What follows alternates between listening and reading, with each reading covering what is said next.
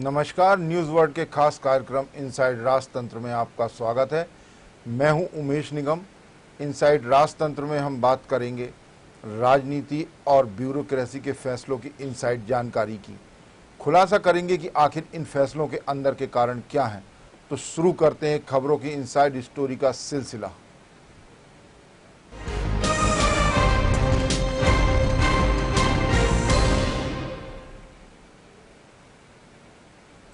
Corona के नियंत्रण के लिए बनाई गई रणनीति हो या फिर ऑक्सीजन उपलब्धता के लिए तैयार की गई पॉलिसी हो या फिर कोरोना में बेसहारा हुए लोगों के लिए सहारा बनने की योजना हो, मध्य प्रदेश की सरकार की ये सभी योजनाएं दूसरे राज्यों को भी खासी पसंद आ रही हैं। इन सभी योजनाओं को एक के बाद एक कई राज्य अपने यहाँ लागू करने की तैयारी कर रहे हैं। सबसे पहले बात करते हैं ऑक्सीजन पॉलिसी की। इस पॉलिसी में ऑक्सीजन प्लांट लगाने वाले निवेशकों को 75 करोड़ की राशि का अनुदान राज्य सरकार देगी। इस नीति में मेडिकल ऑक्सीजन तैयार करने वाली इकाइयों को प्रति यूनिट 1 रुपए की दर से 3 साल तक बिजली में भी सब्सिडी देने का निर्णय राज्य सरकार ने लिया है। मध्य प्रदेश की सरकार से इस ऑक्सीजन पॉलिसी की विस्तृत जानकारी दिल्ली, पंजाब, हरियाणा और ओडिशा की सरकारों ने मांगी है। इधर कोरोना की दूसरी लहर पर काबू पाने के लिए मध्य प्रदेश सरकार के द्वारा उठाए गए कारगर कदमों का मॉडल प्रधानमंत्री नरेंद्र मोदी को भी पसंद आया है। प्रधानमंत्री ने सीएम शिवराज सिंह चौहान से इस संबंध में पूरी जानकारी भेजने के लिए कहा है, जिससे यह मॉडल दूसरे राज्यों में भेजा जाएगा ताकि कोरोना संक्रमण की चेन को तोड़ा जाए। अब बात करेंगे कोरोना के चलते बेसहारा हुए बच्चों और परिवार के सहारा बनने की योजना कि मध्य प्रदेश देश की पहली सरकार है जिसने इस तरह की योजना बनाई है। बेसहारा हुए बच्चों की जानकारी देने के लिए मोबाइल नंबर और टोल फ्री नंबर भी जारी किए गए हैं। ऐसे बच्चों को माता पिता की छोड़ी हुई चल अचल संपत्ति मिल सके, इस काम के लिए नोडल एजेंसी बाल आयोग को बनाया गया है। अब इस योजना को दिल्ली सरकार भी लागू करने की तैयारी कर रही है। इस योजना की दिल्ली सरकार ने जानकारी मांगी है। मध्य प्रदेश सरकार ने संक्रमण की चेन तोड़ने किल कोरोना अभियान शुरू किया है। इसी खबर पर विस्तार से चर्चा करने के लिए हमारे साथ जुड़ेंगे वरिष्ठ पत्रकार नितेन शर्मा। नितेन शर्मा जी, आपका बहुत बहुत स्वागत है। जी धन्यवाद। नितेन जी, आपको आवाज मिल रही है?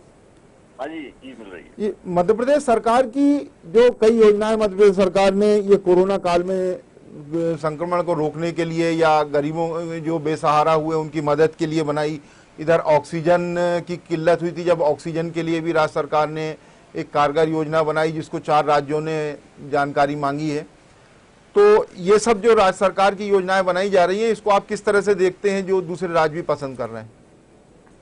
देखिए, जिस तरीके से इस बार कोरोना की दूसरी लहर आई थी जी, उसको जिस तरीके से उसको संभालने के लिए राज्य सरकार ने जो कदम उठाए थे, स्वाभाविक रूप से देखा जाए तो वो कदम आज पूरे देश में सराहे जा रहे हैं। क्योंकि ऑक्सीजन प्लांट की बात हो या पेंशन देने की बात हो या कुछ जो भी स्कीम बनाई हैं, उनको दूसरे राज्यों ने उन स्कीम्स को, क्योंकि मध्य प्रदेश में जब इस तरीके का महाराष्ट्र और छत्तीसगढ़ के बाद जब मध्य प्रदेश में कोविड आया था तो लोगों को एकदम से उम्मीद नहीं थी कि मध्य प्रदेश में, अगर अन्य राज्यों की तुलना में आप देखा जाए तो 13,000 केस रोज जो है वो एमपी में आ रहे थे। तो अगर आप अन्य राज्यों को देखें तो 30,000 35,000 तक केस पहुंच गए थे। तो मतलब इस तरीके से जिससे उस समय निपटने की जिस तरीके से आवश्यकता थी उससे निपटने के लिए जो योजनाएं बनाई गई, खासकर जो ऑक्सीजन का जो क्राइसिस आया था मध्य प्रदेश में 1 अप्रैल को जो ऑक्सीजन थी वो 80 मीट्रिक टन ऑक्सीजन आती थी, क्योंकि उससे ज्यादा मेडिकल ऑक्सीजन की आवश्यकता नहीं थी। जब अचानक केस पड़े और जब अचानक से एकदम से जिसकी आवश्यकता पड़ी तो मध्य प्रदेश सरकार में आज की तारीख में लगभग 680 मीट्रिक टन ऑक्सीजन जो है वो रोज सप्लाई हो रही है। तो इस ऑक्सीजन की व्यवस्था करना और उसके बाद ये मान के कि सब ऑक्सीजन की आवश्यकता अब आपको लंबे समय तक पड़ सकती है। ऑक्सीजन प्लांट के लिए जो इंडस्ट्री की स्कीम बनाई, जो सब्सिडी देने की स्कीम बनाई, जिस तरीके की छूट की स्कीम बनाई, उसके बाद अनेक जो कंपनियां हैं उनसे ऑक्सीजन प्लांट्स के लिए बात करी, तो मध्य प्रदेश सरकार ने लगातार इसको ये मानना पड़ेगा कि इस क्राइसिस से कैसे निपटा जाए, उसके लिए कई मोर्चों पर जो है वो काम किया है, इसमें कहीं कोई शंका नहीं। यह मुख्यमंत्री शिवराज सिंह चौहान ने भी खुद ही मोर्चा संभाला था अधिकारियों के साथ में, और आज भी वो संभाल हुए हैं। जब ऑक्सीजन की बात आई और यूपी में टैंकर रोक लिया, जो इसका ऑक्सीजन का टैंकर था वो रोक लिया गया था, तो उसको लेके उन्होंने खुद ही जो है योगी जी से बात करी थी, उत्तर प्रदेश के मुख्यमंत्री से। तो मुख्यमंत्री शिवराज सिंह चौहान भी खुद ही मोर्चा संभाले हुए हैं। जो शुरुआत में रेमडेसिविर से लेके कई चीज़ों की हाहाकार मच गया था, अफरा तफरी का माहौल देखा गया था, इसको भी खासा कंट्रोल किया था। इन सब चीज़ों को भी आप किस तरह से देखते हैं?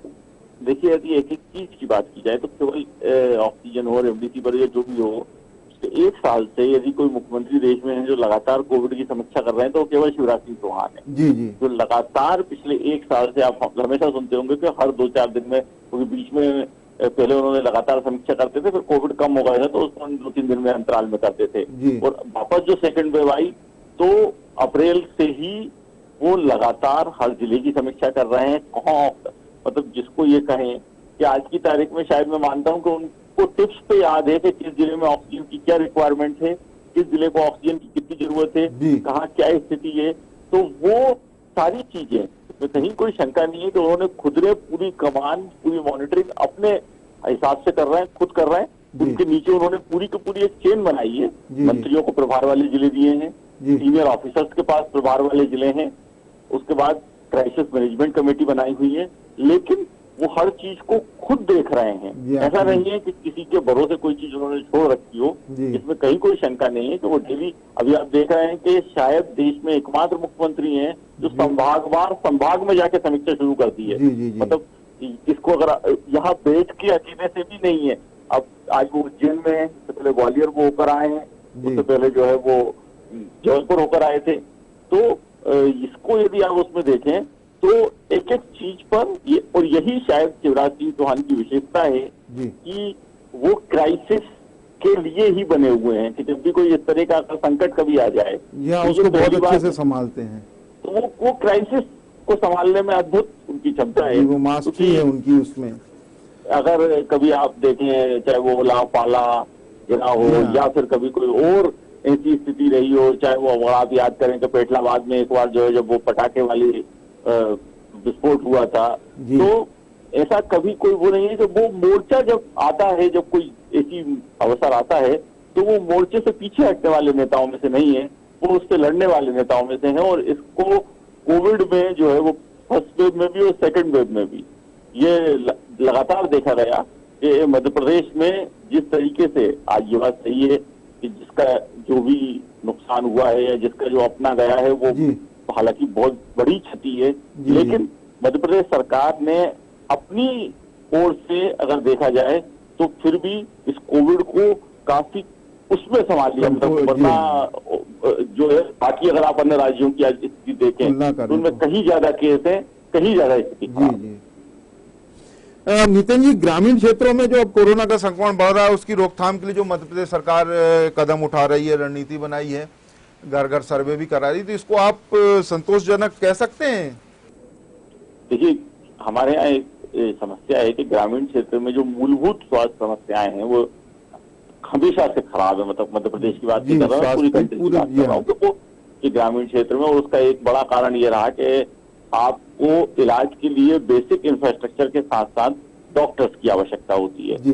डॉक्टर्स हमेशा लिमिटेड रहे, और डॉक्टर्स खुद भी जो है वो, कोई डॉक्टर्स अपने बच्चों की पढ़ाई रहती है या और भी कारण होते हैं, वो डॉक्टर्स गांव में नहीं जाते। तो इसलिए ग्रामीण क्षेत्र में स्वास्थ्य का बेसिक इंफ्रास्ट्रक्चर जो है वो बहुत अच्छा नहीं माना जाता।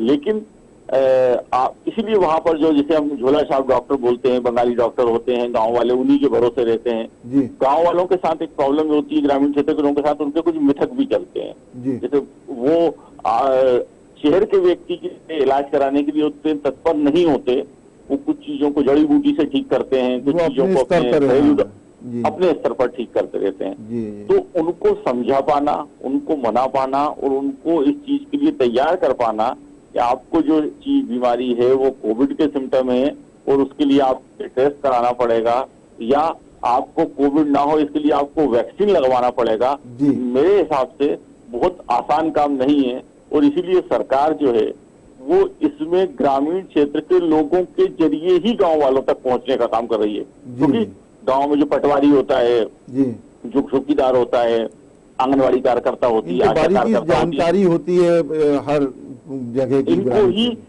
गांव के बारे में, सही बात यह कि इन्हीं को गांव के बारे में जानकारी में। होती जी है और गांव वाले इन्हीं की बात, अगर आप यहाँ शहर से कोई भरोसा भी अधिकारियों करते की टीम पहुंच जाएगी जी तो वो उसकी सुनेंगे भी नहीं। गांव वाले इन्हीं के, क्योंकि ये भी उसी गांव के होते हैं, आसपास के गांव के जी, लोग जी। होते हैं, तो यही गांव वालों को तो इसीलिए जो चाहे वो किल कोरोना अभियान हो या जो सर्वे चल रहा हो या जो ग्रामीण क्षेत्र में क्राइसिस कमेटी बनाई गई है, जी। उनमें सभी में गांव वालों को शामिल किया गया है। और इस बात को मानना पड़ेगा कि गांव में कोविड जो है वो बहुत फैला हुआ है, लेकिन कुछ गांव ऐसे भी हैं जिन्होंने अपने आप को बंद कर रखा है। मतलब जी हाँ, उन्होंने हम अपने स्तर पर ग्रामीणों ने काफी मतलब खुद ही स्वतः कर्फ्यू लगा रखा है। हाँ, मतलब अर्बन में तो पुलिस को चौराहे पे खड़ा होना पड़ता है, सरकार को बैरिकेड लगाना पड़ता है। अर्बन में तो कोई स्वतः बंद नहीं करता, लेकिन गांव में तो उन्होंने बांस बल्ली लगा के, हाथ ठेले खड़े करके गांव के रास्ते बंद करे हैं। एक रास्ता गांव का चालू रहेगा। यही जो है वो बेगमगंज के पास एक अनगोरा करके गांव है, एक बाड़ी के पास कुछ गांव है, वहां का मेरे पास कुछ जानकारी आई कि उन गांव वालों ने खुद ने उनके गांव के सारे रास्ते बंद कर दिए, केवल एक रास्ता खुला हुआ है। और पूरे गांव में ये बात है कि ना गांव से कोई व्यक्ति बाहर जाएगा, और यदि कोई बीमार है तो बाहर जाएगा, और गांव के अंदर तो कोई आएगा ही नहीं। तो इस तरह की चीजें गांव वालों ने खुद ने भी कर रखी हैं। तो स्वाभाविक रूप से संकट बड़ा है, लेकिन उसका रास्ता निकल रहा है और धीरे धीरे करके उसमें अब ऐसा लग रहा है कि मई के महीने के अंत तक काफी कुछ सुधार आएगा। अब जो दर है वो भी काफी कम होती जा रही है। बहुत बहुत धन्यवाद नितिन जी हमसे जुड़ने के लिए। अब बात करेंगे एक और प्रशासनिक खबर की। ग्रामीण क्षेत्रों के घरों में नल से पानी पहुंचाने की जिम्मेदारी जल जीवन मिशन को सौंपी गई है। इस साल पिछले साल की तुलना में गांव के 3 लाख अधिक परिवारों को नल कनेक्शन देने का टारगेट तय किया गया था, लेकिन कोरोना महामारी के चलते जल जीवन मिशन की रफ्तार धीमी हो गई है। दरअसल कोरोना संक्रमण की दूसरी लहर में लोक स्वास्थ्य यांत्रिकी विभाग के काफ़ी संख्या में कर्मचारी संक्रमित हो चुके हैं। इसके चलते वाटर सप्लाई से संबंधित जन जीवन मिशन के द्वारा कराए जा रहे प्रोजेक्ट की रफ्तार इस बार कुछ ज़्यादा ही धीमी हो गई है। इधर बजट की कमी के चलते जल संसाधन विभाग ने 19 विभिन्न डैम, बैराज, नहरों और स्टॉप डैम के टेंडर निरस्त कर दिए। CSR दरों में हुए बदलाव के चलते इन टेंडरों को निरस्त करने जल संसाधन विभाग को निर्णय लेना पड़ा। इन सभी कामों के फिर से टेंडर जारी किए जाएंगे, लेकिन अब इन बांधों और स्टॉप डैम की लागत में अच्छा खासा इजाफा हो जाएगा। पिछले साल ग्रामीण क्षेत्रों के 19 लाख परिवारों में नल कनेक्शन देने का था टारगेट। इस साल टारगेट 3 लाख से बढ़ाकर 22 लाख कर दिया गया। जल संसाधन विभाग के 19 बांध और स्टॉप डैम का काम अभी अटका हुआ है। जल संसाधन विभाग में करीब 2000 करोड़ के टेंडर निरस्त हुए हैं। CSR की दरों में बदलाव के चलते जल संसाधन विभाग को यह निर्णय लेना पड़ा। अब लेंगे छोटा सा ब्रेक। आप देखते रहिए न्यूज़ वर्ल्ड। का स्वागत है। अब चर्चा करेंगे एक और प्रशासनिक खबर की। एक तरफ प्रदेश में गेहूं की खरीदी हो रही है। खरीदा गया करीब 7.5 लाख मीट्रिक टन से ज़्यादा गेहूं खरीदी केंद्रों के बाहर खुले मैदान में रखा हुआ है, तो दूसरी तरफ बारिश का येलो अलर्ट जारी हो चुका है। इंदौर, भोपाल, जबलपुर, ग्वालियर सहित 12 जिलों में बारिश होने की संभावना जताई गई थी। ऐसे में प्रदेश भर में हो रही गेहूं की खरीदी और उसके परिवहन को लेकर विभागीय अमले की चिंता बढ़ने लगी है। बारिश शुरू होने तक खरीदी केंद्रों के बाहर खुले मैदान में रखे गेहूं का परिवहन नहीं किया गया तो बहुत बड़ी मात्रा में इस बार भी समर्थन मूल्य पर खरीदा गया गेहूं बारिश के पानी से सड़ जाएगा। पिछले साल भी बारिश में करीब 46 मीट्रिक टन समर्थन मूल्य का गेहूं खरीदी केंद्रों के बाहर खुले मैदान में पड़ा रहने से सड़ गया था। समय रहते गेहूं को परिवहन कर गोदामों तक नहीं पहुंचाया जा सका था। इस बार भी कुछ ऐसी ही स्थिति नजर आ रही है। नियमानुसार उपार्जन के 72 घंटे के भीतर गेहूं का परिवहन कर लिया जाना चाहिए, लेकिन कई जिलों में ऐसा नहीं हो रहा है। ट्रांसपोर्टेशन से जुड़े काम में कई तरह की गड़बड़ियां और धांधलियां सामने आ रही हैं।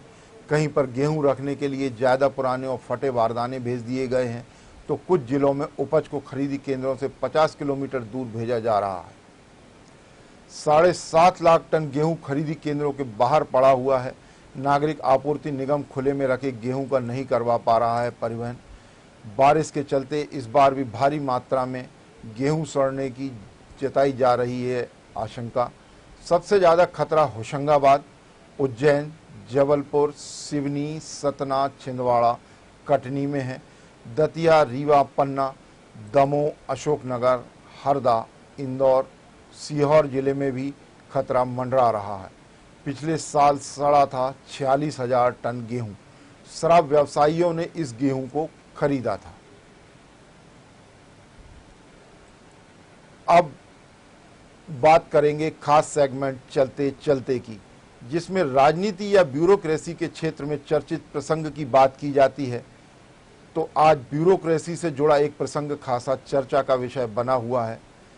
एक प्रमुख सचिव दिल्ली में प्रतिनियुक्ति पर जाने के लिए पिछले 6 महीने से खासे उतावले हो रहे थे। उन्होंने दिल्ली जाने की पूरी तैयारी भी कर ली थी।